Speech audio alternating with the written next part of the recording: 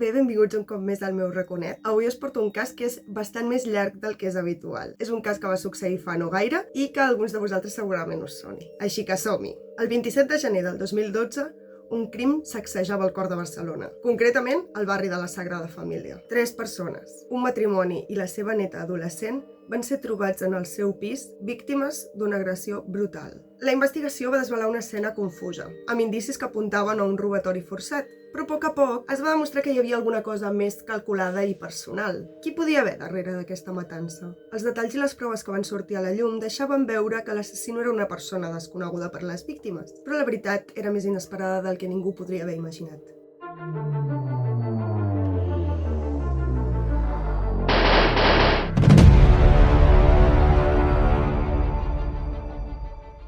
Com sempre, comencem amb les víctimes. En Josep Claveguera tenia 85 anys i vivia amb la seva dona, la Núria, la seva neta, l'Andrea, i la seva filla, la Mònica. Segons els testimonis, era una persona afable, molt tranquil·la i que juntament amb la seva dona havien format una família molt bonica. La Núria Borrell en aquell moment tenia 78 anys i també era molt coneguda pel seu caràcter càlid i afectuós. I al costat del seu marit, com hem dit, cuidaven de l'Andrea, la seva neta, que era amb qui convivien. I per últim tenim l'Andrea Calafat, que en el moment dels fets tenia 16 anys.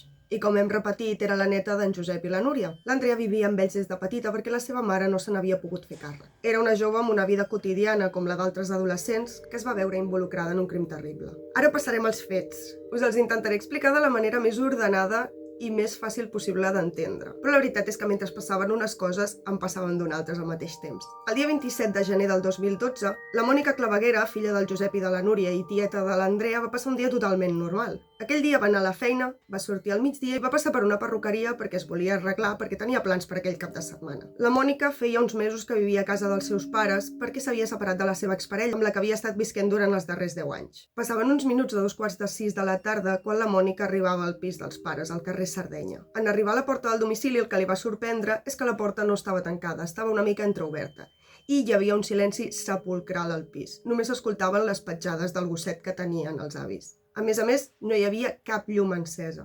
Estava tot a les fosques. Quan va acabar d'obrir la porta i va intentar encendre el llum, va veure que no funcionava. Però el que sí que va poder veure de seguida va ser que el gos anava deixant unes petjades marcades a terra amb alguna cosa fosca. Llavors va girar cap al menjador, que allà hi havia una finestra, per la que encara entrava una miqueta de llum, i va veure que la seva mare estava asseguda al sofà. La va intentar cridar, però ningú no va respondre. Llavors ella es va voler apropar, i evidentment va veure que la seva mare estava asseguda al sofà, però que tenia una tovallola que li tapava el cap. La va agafar de la mà i va notar que estava gelada. La Mònica va saber de seguida que la seva mare era morta. Per tant, va voler trucar al seu pare de seguida i entre que estava agafant el telèfon i trucant, va veure que el menjador estava totalment desordenat. Però de seguida va començar a sonar el telèfon mòbil del seu pare dintre de la casa. Ja s'esperava el pitjor. La Mònica es va dirigir cap a l'habitació on estava sonant el mòbil i va veure una pila d'alguna cosa al terra tapada amb una funda nòrdica. D'aquella funda nòrdica en sortia una mà. Tot i que ja sabia el que s'esperava, la Mònica va decidir aixecar la funda nòrdica i allà va trobar el seu pare i a la seva neboda morts. Així que de seguida va trucar als Mossos i a la seva exparella, amb la que havia estat 10 anys, perquè encara mantenien una relació d'amistat. Cap a 3:45 va arribar una patrulla de Mossos i de seguida que van veure l'escena van saber que havien de trucar als investigadors d'homicidis. Es va decidir treure el gos del pis, que encara anava per allà, perquè no seguís alterant l'escena del crim, i es va decidir assegurar el pis. És a dir, ningú que no tingués l'autorització podia entrar en aquell pis. La inspecció ocular del crim es va haver de fer amb llanternes perquè el diferencial del pis havia saltat. Com hem dit, entrant al pis a mà dreta hi havia el menjador. Al sofà s'hi trobava la Núria amb una tovallola al cap.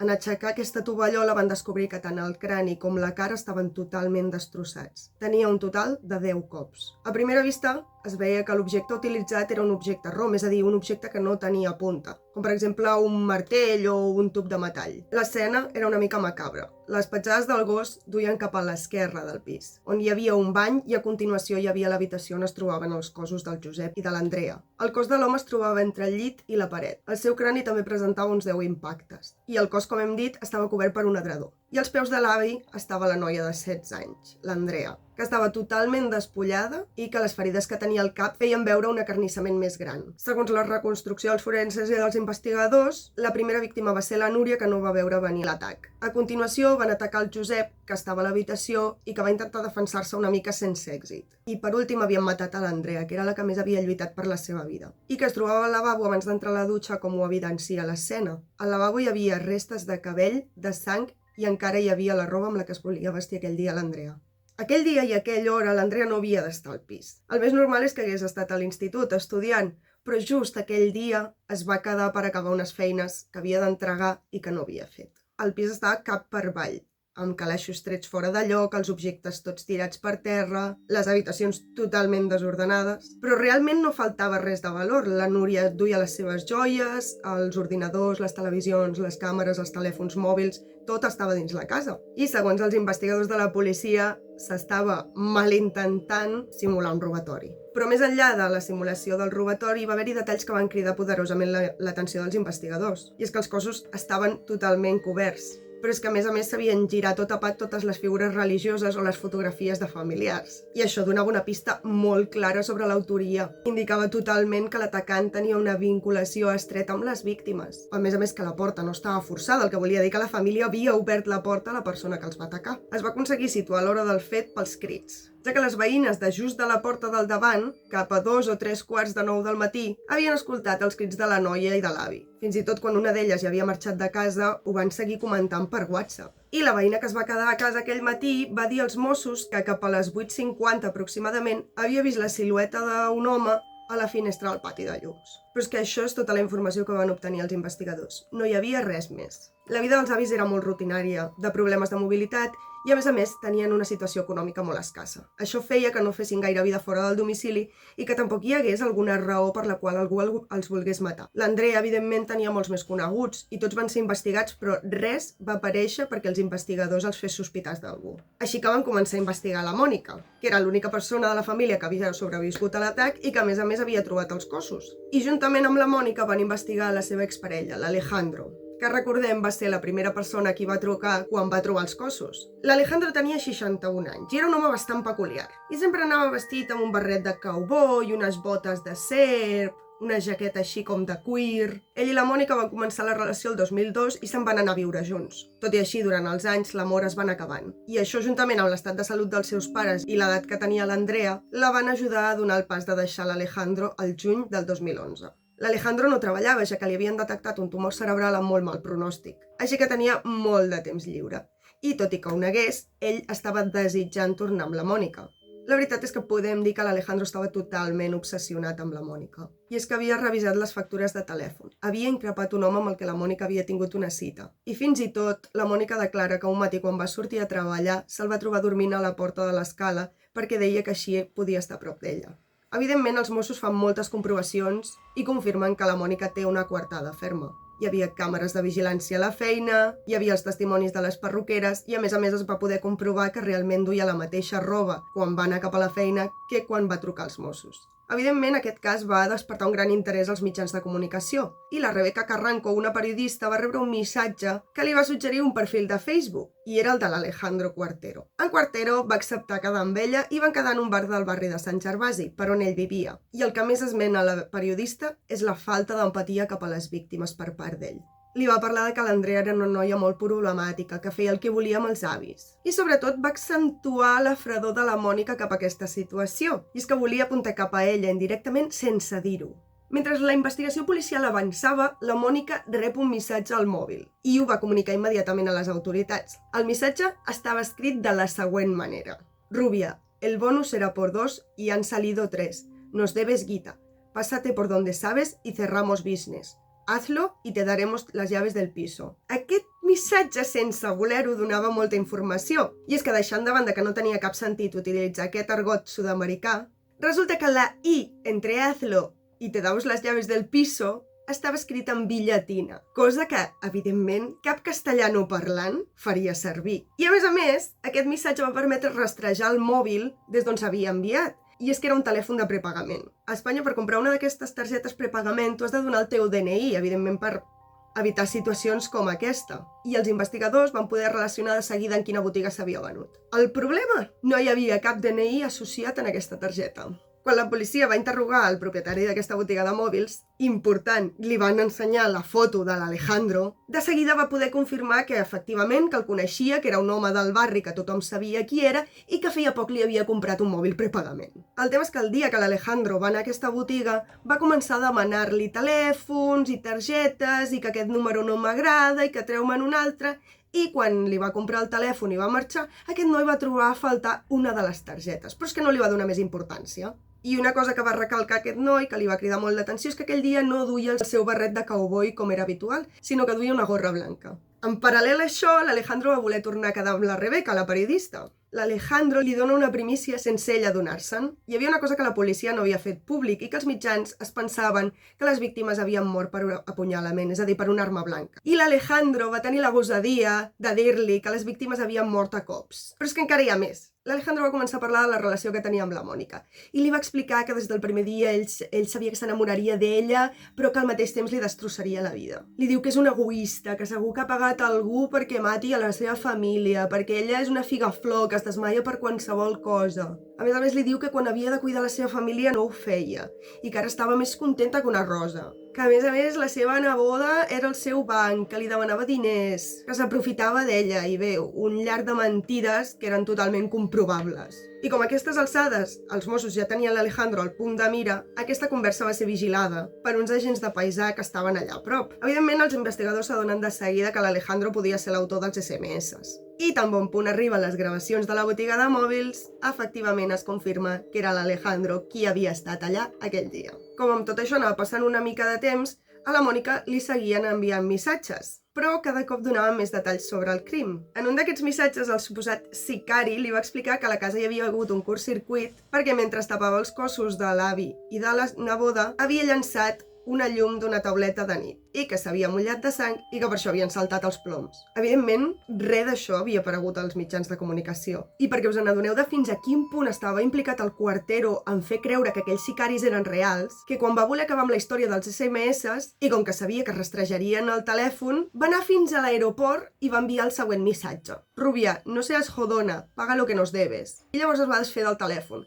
El que ell no sabia és que hi havia agents de paisà vigilant-lo en tot moment. I, evidentment, en aquell moment agafen el telèfon i el detenen. La policia, a més, va comprovar la triangulació dels telèfons mòbils i el de prepagament i el de l'Alejandro Cuartero coincidien tota l'estona. L'Alejandro Cuartero va ser detingut a l'espera de judici amb una fiança de 300.000 euros el dia 24 de febrer del 2012, poc més d'un mes després dels crims. Estava acusat d'un triple assassinat. L'Alejandro, que ja abans de la seva detenció havia intentat inculpar la Mònica, va seguir insinuant que ella podria ser la culpable. Les seves paraules exactes van ser: la abrazo y le digo, ¿cómo estás? Que yo pensaba que me la encontraría desmayada porque ella se desmaya enseguida. Y me dice, sí, estic bé. Y el mozo se me acerca y me dice, ¿no la encuentra muy tranquila? Digo, usted que no la conoce, la encuentra tranquila, y yo que la conozco, tranquila, no, tranquilísima.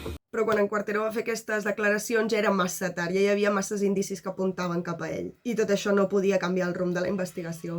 Moltes de les proves més rellevants es van recopilar el mateix dia de la detenció, en una entrada i registre al seu domicili autoritzat per un jutge. I és que durant aquell registre es van fer diversos descobriments. Com hem dit, l'home estava completament obsessionat amb la Mònica, però a uns nivells esgarrifosos. Van trobar en una de les habitacions un ordinador que només en tocar una tecla o moure una mica el ratolí s'obria un Excel. I en aquest Excel hi havia coordinades, hores i dies. Era un Excel generat per un dispositiu de seguiment que l'Alejandro li havia col·locat al cotxe de la Mònica. I consultava aquest document constantment per veure on estava la Mònica i en quin moment. En aquest ordinador es troba també un historial de recerca on constaven els termes magia negra, cómo mandar un SMS sin saber quién lo envía, abogados penalistas, limpiar escena del crimen o limpiar mucha sangre. Els investigadors també van descobrir que el Cuartero havia fet un seguiment del tràfic de trucades del mòbil de la Mònica i es dedicava a prendre-li les factures per revisar tots els telèfons amb els qui parlava. El motiu pel qual feia aquest seguiment de trucades, segons ell mateix, és el següent. Y no era mi pareja, pero me dijo ella tantas veces, devolver, que yo le decía que no, pero al menos con una base. ¿Qué aporta eso, el hecho de controlarle la factura telefónica? Pues mire, de entrada porque la pagaba yo. Esa es su explicación. No, que sepa que les factures les pagava jo. L'Alejandro negava un cop rere un altre que volgués tornar amb la Mònica, però els indicis apuntaven una cosa totalment diferent. Es va trobar un missatge del 31 de desembre del 2011. Li va enviar una foto a la Mònica. En aquesta foto apareixia ell amb una pistola ficada a la boca i amb el següent missatge. Estoy al límite. Cualquier día me harás apretar el gatillo. I aquesta va ser la seva explicació. Primero porque habíamos quedado ese fin de año de vernos como todos los anteriores y para hacerle o explicarle o mandarle una imagen de mi estado psíquico. A més, el jutjat que instruïa el cas havia rebut feia un temps una carta, també de part d'aquest sicari, que apuntava la Mònica com a culpable. Tot i que en el registre del domicili no es va trobar l'arma, sí que es va trobar a la paperera uns folis retallats. I segons les pericials científiques, coincidien exactament amb els folis que van enviar al jutjat. L'Alejandro no va tenir més remei que acceptar que ell havia escrit i enviat la carta i va explicar els seus motius. Porque oído lo oído y visto lo visto, temí por la vida de alguna persona más, entre ellas yo.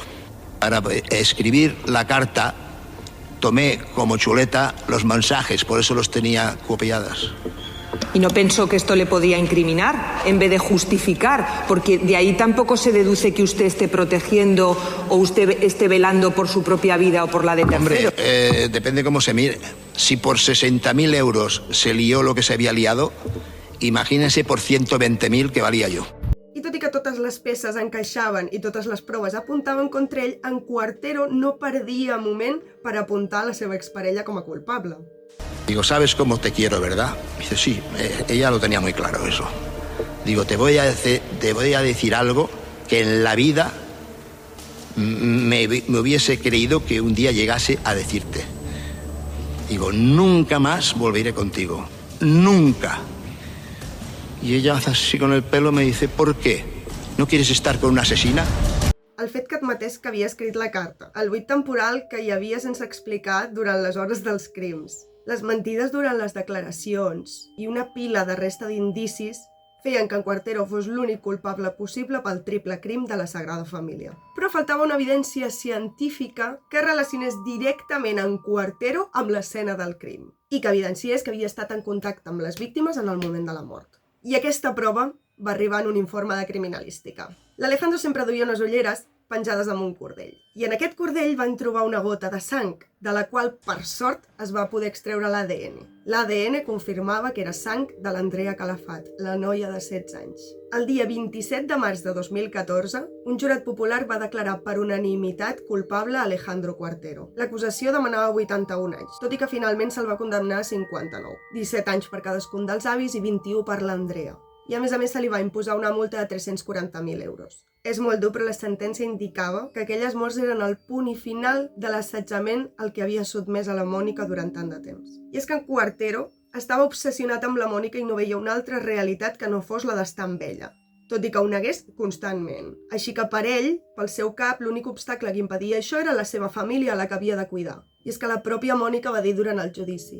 Me decía que, que mis padres no sabían llevar la situación de mi sobrina y que a mí no me hacían caso y con la niña no la soportaba, básicamente, o sea, no la podía ver a mi sobrina. L'Alejandro va morir als 65 anys, el mateix 2014, a causa del tumor que patia des de feia temps. Tot i saber que moriria aviat, va planejar l'assassinat com a venjança contra la Mònica per haver-lo deixat. I fins aquí el cas d'avui. El triple crim de la Sagrada Família ens recorda fins a quin punt la violència pot esclatar, sobretot quan el ressentiment i l'obsessió s'imposen a la raó. Històries com aquesta ens haurien de fer reflexionar sobre la importància de detectar senyals d'alerta i d'actuar abans de que sigui massa tard. Moltes gràcies per escoltar-me, cuideu-vos i ens veiem al proper episodi.